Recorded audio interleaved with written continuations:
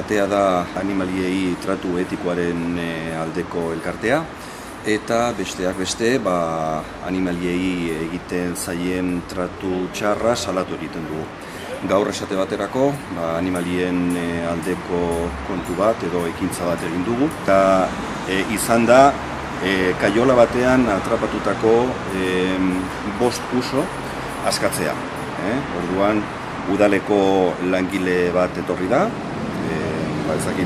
gas kamaran sartzeko, politika hiltzailea eramaten duelako, eta guk askotan esaten badiogu ere, kasurik ez dugu egiten, Gasteizko udalak, eta gauzak horrela nahiago izan dugu, erdiko bide bat hartzea, eta erabaki dugu animaliak askatzea.